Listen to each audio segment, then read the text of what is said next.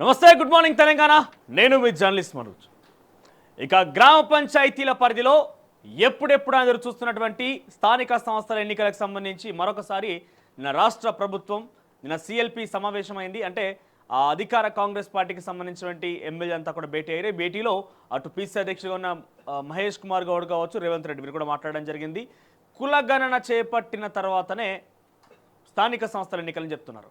అయితే కులగణన అంటే కొంతమంది మాట్లాడుతుంటే బీసీ కులగణన అంటున్నారు. ఎస్, బీసీ కులగణన కాదు, ఓవరాల్ కులగణన చేపట్టి ఆ కులగణనలో బీసీల వాటా ఎంతో తేల్చి బీసీలకు తగ్గట్టుగా రిజర్వేషన్లని అమలు చేయడం అనేదే ప్రధానంగా బీసీ పక్షాల డిమాండ్గా ఉన్నది. కానీ ఇక్కడ ప్రభుత్వాలు కానీ కొంతమంది తప్పుదో పట్టించే విధంగా కొంతమంది జీర్ణించుకోలేకపోతున్నారు. కులగణన చేస్తే ఎక్కడ మా బండారం బయటపడుతుంది, ఎక్కడ మేము మాకున్నటువంటి జనాభాకు మించి పదవులు పొందుతున్నాము, ఇష్టానుసారంగా మాలోటువంటి అంగబలం అర్ధబలాన్ని ఉపయోగించి ప్రభుత్వాలని ప్రజల్ని ఏ రకంగా పరిపాలిస్తున్నాం అనే విషయాన్ని పెద్ద ఎత్తున వాళ్ళు జీర్ణించుకోలేకపోతున్నారు. కాబట్టి ఇప్పుడు ఈ అంశాన్ని బీసీ కులగణన అని చెప్పుకొస్తున్నారు. బీసీ కులగణన ఎవరైతే అంటారో ఒక్కసారి వాళ్ళకి సమాధానం చెప్పే రకంగా బీసీలు ప్రయత్నం చేయాలి. బీసీ కులగణన కాదు, ఓవరాల్ కులగణన చేసి కులగణలో బీసీల వాటా ఎంతో తేల్చి బీసీలకు రావాల్సినటువంటి రిజర్వేషన్లని అమలు పరచడమే ముఖ్యంగా బీసీలు కానీ యావత్ భారతదేశంలో మెజారిటీ ప్రజానికం కోరుకుంటున్నది. తెలంగాణ ప్రజానికంలో చాలామంది కూడా కోరుకుంటున్నారు. సో కులగణన కావాలి. కులగణన అయిన తర్వాతనే బీసీలు ఎంత శాతంగా ఉన్నారో ఆ బీసీలకి ఎంత శాతంగా ఉన్నటువంటి వారికి ఆ శాతంగా రిజర్వేషన్ కల్పించినవా లేదా అనే విషయాన్ని ఈరోజు రాష్ట్ర ప్రభుత్వాలు ఆలోచన చేయాలి. ఎస్, సుధాం, ఈ అంశాలకు సంబంధించి వార్తాపత్రికలో వచ్చిన కథనాలు చాలా ఉన్నాయి. కులగణనకు సంబంధించిన ప్రస్తావన వచ్చిన నేపథ్యంలో మరోవైపు కేసీఆర్పై ఎంక్వైరీకి రంగం సిద్ధం. ఇంతకీ ఏం జరిగిందనంటే మీరు గమనిస్తే కాళేశ్వరం ప్రాజెక్టు మొట్టమొదటిసారిగా దాన్ని ఎస్టిమేషన్ వేసి దానికి ఒక ముందుకు తీసుకుపోవాలని ఆలోచన చేసినప్పుడు కేవలం మరి 80,000 కోట్ల అంచనాతో ముందుకు పోయింది. తర్వాత కాస్త అది ఇప్పుడు మొన్న కాగ్ ఇచ్చిన రిపోర్ట్ ఆధారితంగా చూస్తే 180,000 కోట్లు అయింది. అంటే 1,00,000 కోట్లు ఏడికి పోయినాయి, ఎవరింట్లోకి పోయినాయి, ఎవరి పైసలు అవన్నీ? అపరంగా మీరు మన చెమటోర్చి కష్టపడి సంపాదించిన పైసలు అయితే కాదు, అవన్నీ కూడా ప్రజలు ట్యాక్సుల రూపంలో చెల్లిస్తే వచ్చిన పైసలు. లేదంటే మా పేర్లు చెప్పి మా మొహాలు చూపించి మా దగ్గర ఉన్నటువంటి ఆస్తులను చూపించి ఎక్కడో అప్పులు తీసుకొచ్చిన పైసలు. మరి 80,000 కోట్ల నుంచి 180,000 కోట్లు పోయిందనంటే ఎంత మారింది? 1,00,000 కోట్లు. ఈ 1,00,000 కోట్లు ఎవరింట్లోకి పోయినాయి? కృష్ణారెడ్డి తినడా, కేసీఆర్ తినడా? ఇది ఒక్కటే కాదు, ఇక్కడ మళ్ళీ చూస్తే అంబేద్కర్ విగ్రహం, అమరజ్యోతికి సంబంధించినటువంటి శంకుస్థాపన, సెక్రటరియట్ మొత్తం కూడా ఈ రకంగా గత 10 ఏళ్లలో చేపట్టినటువంటి అనేక నిర్మాణాల్లో మొదటగా అంచనా ఒకటి ఉంటుంది, అది పూర్తయ్యేసరికి వ్యయం కొంత అవుతుంది. ఎంత మార్పు అంటే సుమారుగా 1-2-10 కోట్లు ఉంటే పెద్ద తేడా ఏముండకపోవచ్చు, ఎందుకంటే ఆ కొన్ని మార్పులు చేర్పులు జరిగి ఉంటే ఉండొచ్చు మధ్యలో. కానీ లక్షల కోట్లు, కొన్ని వేల కోట్లు మార్పులు జరిగినాయి, 100 కోట్లు మార్పులు జరిగినాయి అంటే ఇవన్నీ ఎక్కడ పోయినాయి అనే ఒక క్వశ్చన్ రేజ్ అవుతున్నది. సో వీటిపైన గత 10 ఏళ్లలో జరిగిన ప్రతి నిర్మాణం పైన కూడా ఎంక్వైరీ చేసేందుకు రాష్ట్ర ప్రభుత్వం సిద్ధమవుతుందంట. అంటే ఇండైరెక్ట్గా కేసీఆర్పై ఎంక్వైరీ అన్నట్టుగానే భావించాలి. ఇదే అంశాలకు సంబంధించి వివిధ వార్తాపత్రికలో వచ్చిన కథనాలు, దానికి సంబంధించి విశ్లేషణ అయితే ప్రయత్నం చేద్దాం. సో ముందుగా తొలి వెలుగు చూస్తే కనుక తొలి వెలుగులో ప్రధాన బ్యానర్ ఐటమ్గా రేవంత్ సర్కార్లో కేసీఆర్ కోవట్టులు, ప్రభుత్వ సమాచారం మొత్తం లీక్, మీరేం చేసినా మాకు వెంటనే తెలుస్తుంది, మంత్రుల తప్పులన్నీ బయట పెడతాం, రేవంత్ రాజీనామాకు రెడీగా ఉండు, సీఎం పదవి లాక్కోవడానికి మంత్రి పొంగులేటి యత్నాలు, ఇప్పటికైనా తప్పు ఒప్పుకొని టెండర్ రద్దు చేయాలి అంటూ కేటీఆర్ మీడియా సమావేశం పెట్టి, సరే టెండర్ల గురించి మనం మాట్లాడుకుందాం. ఇక్కడ ఏమంటాడంటే ప్రభుత్వ సమాచారం లీక్ అవుతుందనంట. అయ్యా లీక్ వీరులారా, కేటీఆర్ లీక్ వీరుడా, ఆ రోజు పేపర్ లీక్ చేసినావు, తర్వాత పోతే ఇంకేంది కాళేశ్వరం ప్రాజెక్టు లీక్ అయిపోయింది, ఇప్పుడు మళ్ళీ ప్రభుత్వ సమాచారం లీక్ చేస్తా అంటున్నావు. ఆ రోజు ఫోన్ ట్యాపింగ్లు చేసి భార్యాభర్తలు మాట్లాడుకున్నటువంటి సమాచారం కూడా లీక్ చేస్తుంది. ఈ లీక్ వీరుడికి మనం ఏం చెప్తాం ఇక? ఎస్, ఇది నేను అంటున్నమాట. నెటిజన్స్ అందరూ కామెంట్లు పెడుతున్నారు, నెటిజన్స్ పెద్ద తీవ్రంగా మండిపడుతున్నారు. ప్రభుత్వంలో గోప్యంగా ఉంచాల్సిన సమాచారం ఉంటుంది ప్రభుత్వానికి సంబంధించి. అంటే వారికి సంబంధించి రాజకీయాల్లో మీరు రేవంత్ రెడ్డి స్కాములు బయట పెడతారా, రేవంత్ రెడ్డి టెండర్లు బయట పెడతారా, రేవంత్ రెడ్డి చేసిన అక్రమాలను బయట పెడతారా, మీ ఇష్టం, ప్రతిపక్షంగా మీ బాధ్యత. కానీ ప్రభుత్వంలో ఉన్న సమాచారం మాకు లీక్ అవుతుందని అంటే, ప్రభుత్వ సమాచారం మొత్తం లీక్ అని అంటే మీరు లీక్ వీరుడు అనే పరిస్థితి వస్తుంది. డెఫినెట్గా ప్రజలు అంటూనే ఉన్నారు, కాళేశ్వరం ప్రాజెక్టు లీక్ అయిపోయి నీళ్ళు పోతున్నాయి, క్వశ్చన్ పేపర్లు లీక్ అవుతాయి, ఫోన్ ట్యాపింగ్లతో వ్యక్తిగత సమాచారం లీక్ అవుతుంది, ఇప్పుడు ప్రభుత్వానికి సంబంధించి సమాచారం లీక్ అవుతుంది. ఏంది లీకులు? ఏం చేస్తారు లీకులతోని? మీకే లీకేజ్ కాకుండా చూసుకోండి తర్వాత ఫర్దర్గా. ఈ లీకులన్నిటి కారణంగా ఇప్పటికే లీకేజ్ అయిపోయి మీ పార్టీ ఆగమైపోయింది. పార్టీలో ఇప్పుడు అంత కొంత గెలిచిన ఎమ్మెల్యే మొత్తం కూడా లీక్ అయిపోయి పక్క పార్టీలకు పోతున్నారు. ఇంకా లీక్ల మీద మీరు తెగరీచి ఇట్లనే ఇంకా లీకుల కోసం మేము తెగబడతాం, ఇంకా ముందుకు పోతామంటే ఇంకా మీకు కూడా లీకేజ్ అయ్యే అవకాశం ఉంటుంది. మాజీ మంత్రి కేటీఆర్ సంచలన వ్యాఖ్యలు. ఇక నేను చెప్పింది తప్పైతే రాజకీయాలు వదిలేస్తా అంటున్నారు రేవంత్ రెడ్డి. మరి ఏం చెప్పిండో చూద్దాం. కదులుతున్న బస్సులో రేప్, అరిస్తే చంపుతానని బెదిరించి బలాత్కారం. ఆలస్యంగా వెళ్లిలోకి వచ్చిన ఘటన. చౌటుప్పల్ పోలీసులకు ఫిర్యాదు చేసిన బాధితురాలు. కుకట్పల్లి నుంచి విజయవాడ వెళ్తున్న మార్నింగ్ ట్రావెల్స్ బస్సులో ఘటన. కుకట్పల్లిలో కేసు ట్రాన్స్ఫర్ చేసిన పోలీసులు. మహిళా ప్రయాణికుల్లో తీవ్ర ఆందోళన. ప్రయాణించే బస్సులోనా? ఇదేం దుర్మార్గం నాయన. ఇక ఒక్కరోజే 100 కూల్చివేతలు. అక్రమ నిర్మాణాలపైన హైడ్రా ఉక్కుపాదం. కుకట్పల్లి అమీన్పూర్ ప్రాంతాల్లో కూల్చివేతలు. 8 ఎకరాల ప్రభుత్వ భూమి స్వాధీనం. కుకట్పల్లి నల్ల చెరువులో వ్యాపార షెడ్ల కూల్చివేతలు. అమీన్పూర్ మున్సిపాలిటీ కృష్ణారెడ్డిపేట పటేల్గూడలో కూల్చివేతలు. కన్నీరు పెట్టుకున్న బాధితులు. సో దీని గురించి మాట్లాడుకుందాం మనం. దీనితోని హైడ్రాతోని ప్రభుత్వానికి ఎంత ప్రమాదం పొంచి ఉందో నేను ఫర్దర్గా చెప్పే ప్రయత్నం చేస్తాను.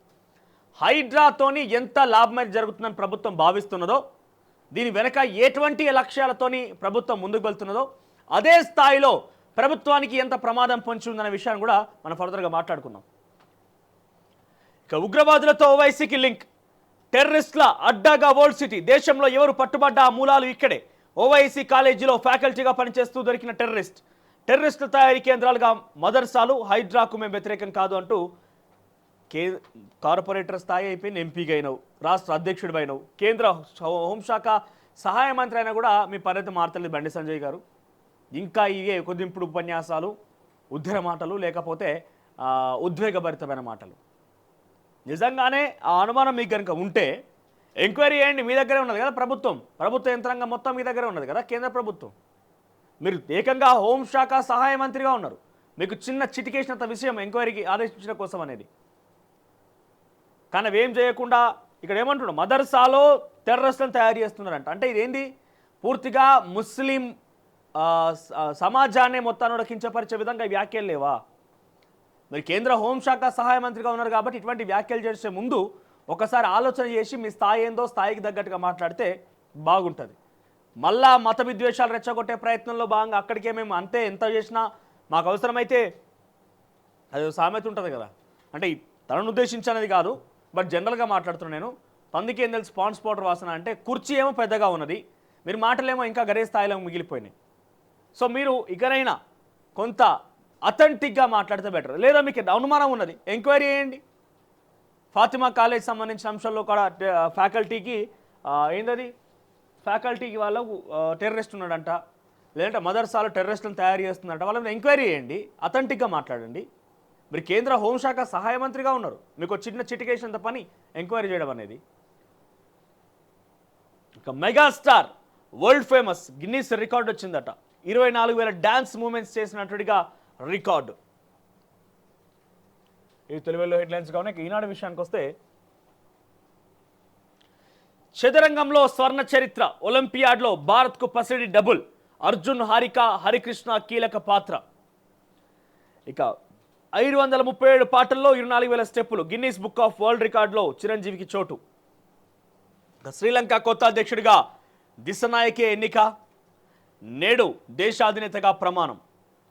ఇక ఘర్షణ నివారణకు మీ కృషి బేష్. మోదీ ఉక్రెయిన్ పర్యటనకు బైడెన్ కితాబు. భద్రతా మండలిలో భారత్కు శాశ్వత సభ్యత్వం ఉండాలని అమెరికా అధ్యక్షుడి నివాసంలో ఇరువురు నేతల చర్చలు. ఇక 3 బలంతో ముందడుగు. 3వ విడతలో మరింత సమున్నత లక్ష్యాలు. ప్రవాస భారతీయుల సరస్సులో మోదీ, ప్రధాని వేల మంది ఘనస్వాగతం అట ప్రధానికి. ఇక ఎమ్మెల్యేలంతా సమర్థంగా పనిచేస్తే మరోసారి మనమే. 9 నెలల్లో నేను ఒక్కరోజు కూడా సెలవు తీసుకోలేదు.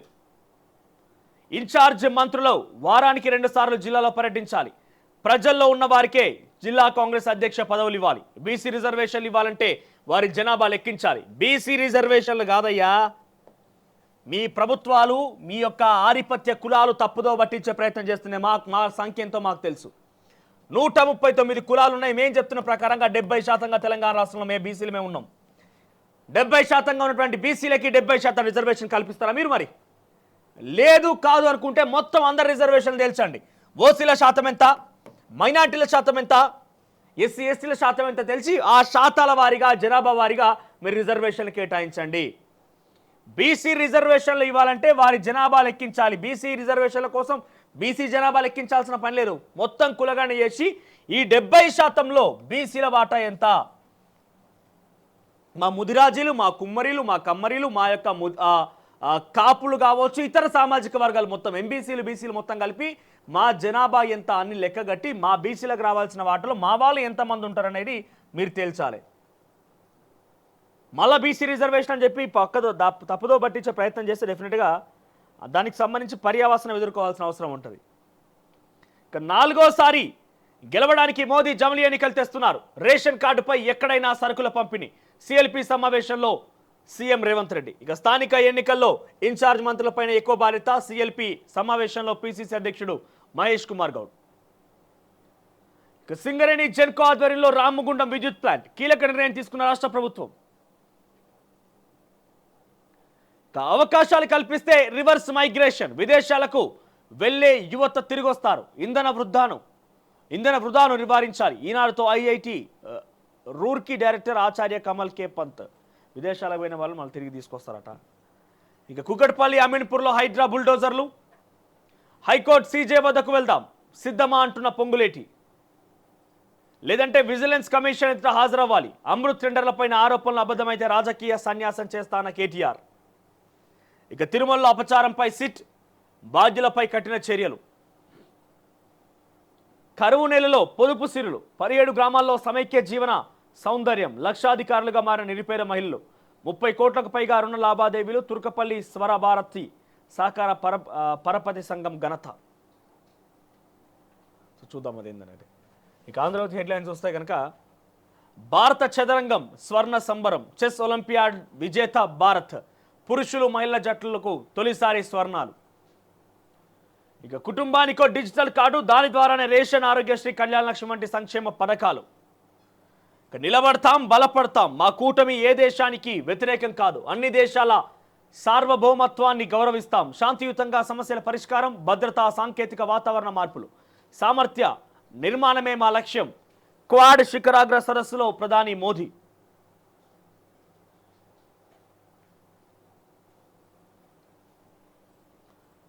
ఇక సైనికుల రైలు వెళ్లే పట్టాలపై డిటోనేటర్లు. మధ్యప్రదేశ్లో ఘటన, యూపీలో రైలు పట్టాలపై గ్యాస్ సిలిండర్. దర్యాప్తు జరుపుతున్న రైల్వే ఎన్ఐఏ. ఇక సైదాబాద్లో మళ్ళీ ఉగ్రమూలు. ఐఏఎస్ ఉగ్రవాది రిజ్వాన్ అలీకి ఆశ్రయం. శంకేశ్వర్ బజార్లో ఎన్ఐఏ సౌదాలు. ఇక 24 ఇండ్లు నీలమట్టం. 2 వారాల అనంతరం తిరిగి రంగంలోకి హైడ్రా. అమీన్పూర్లో పటేల్గూడలో కూల్చివేతలు. కృష్ణారెడ్డిపేటలో 3 బహుళ అంతస్తుల భవనాలు. లడ్డు కల్తీపై సిట్ ఆదేశం చంద్రబాబు. ఇక మెగాస్టార్కి గిన్నీస్ బుక్లో అవకాశం. అమృత్లో అక్రమాలు లేవని తేలితే రాజకీయ సన్యాసం. రేవంత్ పదవి ఊడగొట్టేందుకే మంత్రి పొంగులేటి యత్నం. దమ్ముంటే దర్యాప్తు జరిపించాలి. సీజేకు దగ్గరకు వెళ్దామని రా అంటూ కేటీఆర్ సవాల్. ఇక త్వరలోనే బీఆర్ఎస్ దుకాణం బంద్. ఆ పార్టీ రోజు రోజుకు చచ్చిపోతోంది. 8,888 కోట్లపై కేటీఆర్ ఆరోపణలు అబద్ధం. వారి హయాంలో 7 లక్షల కోట్ల అప్పులు. దాంట్లో 2 లక్షల కోట్లు వారే దోచుకున్నారు. మంత్రి కోమటిరెడ్డి వెంకటరెడ్డి విమర్శలు. సో ఈ స్కామ్కు సంబంధించిన అంశం ఏంటంటే చెప్పే ప్రయత్నం చేస్తాం మీకు. శ్రీలంక నూతన అధ్యక్షుడిగా దిశనాయకి అంటూ ఒక వార్త. రేపు నేడు భారీ వర్షాలు కురిసే అవకాశం ఉందట. ఉగ్ర కుట్రల్లో ఓవైసీ కాలేజ్ ఫ్యాకల్టీ అంటూ బండి సంజయ్ ఆరోపణలు. ఇక వెలుగు పత్రిక విషయానికి వస్తే, చెస్లో ఇండియా స్వర్ణ చరిత్ర అంటూ ఒక హైలైట్గా ఉంది. ఇక పథకాలను ప్రజల్లోకి తీసుకెళ్లాలి. ప్రతిపక్షం తప్పుడు ప్రచారం తిప్పుకొట్టాలంటున్న సీఎం రేవంత్. ఇక ప్రపంచ శాంతికే ప్రాధాన్యం అంటూ ప్రధాని మోదీ. గిన్నీస్ బుక్లో చిరంజీవికి చోటు. ఇక తక్కువ ఇచ్చుడు, అమాంతం పెంచుడు. ఇక్కడ చూడండి, మొదటగా కాళేశ్వరం ప్రాజెక్టు యొక్క అంచనా ప్రాథమికంగా 80,000 కోట్ల నుంచి 1,20,000 కోట్లు పెరిగింది. ప్రతిదీ కూడా అమాంతం 10,000 కోట్లు, 100 కోట్లు పెరిగినాయి. సో దీనికి సంబంధించి త్వరలో ఎంక్వైరీకి రంగం సిద్ధం చేస్తున్నట్టు రాష్ట్ర ప్రభుత్వం. అమీన్పూర్, కుకట్పల్లిలో హైడ్రా కూల్చివేతలు. ఇక స్టాక్ మార్కెట్ పేరుతో కోట్లలో దోపిడీ, ఇన్వెస్ట్మెంట్ ట్రేడింగ్ అంటూ 841 కోట్లు కొట్టేసిన సైబర్ నేరగాళ్ళు. వీళ్ళ పని మంచిగా ఉన్నది. ఏది పడితే చెప్పి ఓ లింక్ పంపించారు, లింక్ ఓపెన్ చేయగానే పైసలు మింగుడు. ఇక తిరుమల లడ్డు వివాదంపై సిట్, శ్రీలంక అధ్యక్షుడిగా దిశనాయకే. ఇక వారం రోజుల వానలు, అల్పపీడన ప్రభావంతో భారీ వర్షాలు కురిసే ఛాన్స్ అట. 70 ఏళ్లు దాటిన వృద్ధులకు ఉచిత వైద్యం, ఆదాయ పరిమితితో సంబంధం లేకుండా ట్రీట్మెంట్ ఇవ్వాలి. రాష్ట్రాలకు కేంద్ర ఆరోగ్య శాఖ లేఖ, ఆన్లైన్లో రిజిస్ట్రేషన్ చేయించాలని సూచన. సో ఈ వెలుగులో హెడ్లైన్స్గా ఉన్నాయి. ఇక నమస్తే తెలంగాణ చూస్తే కనుక, దేవుడా ఈ సర్కార్ మా సావుకొచ్చింది. హైడ్రా కమిషనర్ రంగనాథ్ ఒక మాట చెప్పిండు. ఇక్కడ నిజంగానే వాస్తవాలు ఉన్నాయి, దీని గురించి మనం మాట్లాడుకుందాం. ఈ హైడ్రాతోని ప్రభుత్వానికి ఎంత ప్రమాదం పొంచి ఉందో మాట్లాడుకుందాం. కానీ ఈ వార్త ఈ పత్రికలు రావడం అంటే ఎట్లా ఉన్నదంటే వేదాలు వల్లించినట్టున్నది. ఎట్లా ఉందనంటే బీదవారిని అడ్డం పెట్టుకొని బడాబాబులు ఆ సొమ్ముని కాపాడుకునే ప్రయత్నం చేస్తున్నారని చెప్పి హైడ్రా కమిషనర్ రంగనాథ్ చెప్పినట్టుగా ఈ మెయిన్ బ్యానర్ ఐటమ్గా నమస్తే తెలంగాణలో ఈ వార్త రావడం అని అంటే అట్లనే కనబడుతున్నది. వీరిని అడ్డం పెట్టుకొని లాభం పొందేందుకు ప్రయత్నం చేస్తున్నట్టు కనబడుతున్నది. ఇక రాజీనామాకు రెడీ, అమృత్లో అక్రమాలు తేలకపోతే రాజకీయ సన్యాసం, మంత్రి పొంగులేటి సవాల్ను స్వీకరించిన కేటీఆర్. ఇక జంక్షన్ టెన్షన్ అట, త్రిపులార్లోను భూమాయ. నేటి నుంచి సింగరేణి వ్యాప్తంగా ఆందోళనలు, కాంగ్రెస్ మోసాన్ని ఎండగడతాం. టీబీజీ కేసు అధ్యక్షుడు మిర్యాల రాజిరెడ్డి. సింగరేణిలో ఇదే అతి తక్కువ బోనస్ అంటున్న మాజీ మంత్రి కొప్పుల ఈశ్వర్. ఇక తొలగిన గాంధీ ముసుగు, సిఎల్పి సమావేశం సాక్షిగా బట్టబయలు, హాజరైన అరకపూడి గాంధీ, ఫిరాయింపు ఎమ్మెల్యేలు సీఎంను కలిసేందుకు వచ్చారని దుద్దిల్లా సమర్థన. ఇంకెందుకు కప్పించుకుంటూ అర్థమైతలేదు, ఇంకా కప్పించుకునే ప్రయత్నం చేస్తున్నారు. ఇక సెల్ఫీ ఫర్ రుణమాఫీ, తెల్ల చొక్కాలన్నీ అక్కడ రైతులను జమ చేసి పోగు చేసి కొత్త ఉద్యమం సెల్ఫీ ఫర్ రుణమాఫీ అని చెప్పి రుణమాఫీ కాలంతో సెల్ఫీ తీసుకుంటారంట. ఇక కాళేశ్వరమే జీవధార, ఎత్తిపోతలతో నిరూపించిన కాంగ్రెస్. పొన్నంది అవగాహన రాహిత్యం, వెల్లంపల్లిని తామే పూర్తి చేశామని మంత్రి చెప్పుకోవడం విడ్డూరం. బీఆర్ఎస్ హయాంలోనే ప్రాజెక్టు పూర్తి, మాజీ మంత్రి హరీష్ రావు పంచ్. ఇక జనాభా లెక్కిస్తేనే బీసీ రిజర్వేషన్, త్వరలో ఫ్యామిలీ డిజిటల్ కార్డు. 4వ గెలుపు కోసమే జమిలీ పోటెత్తుకున్న మోదీ, 9 నెలల్లో ఒక్క సెలవు తీసుకోలేదు. సిఎల్పి భేటీలో సీఎం రేవంత్ రెడ్డి. ముఖ్యమంత్రి రేవంత్ రెడ్డి చెప్పిన వార్తేమో ఇంత. ఇక వాళ్ళకు సంబంధించి ఉకదింపుడు ఉపన్యాసాలు, ఆరోపణలకు సంబంధించి ప్రధాన బ్యానర్ ఐటమ్లు. అసలైన తొలి వెలుగు. ఫాలో వాట్సాప్ @తొలి వెలుగు అఫీషియల్.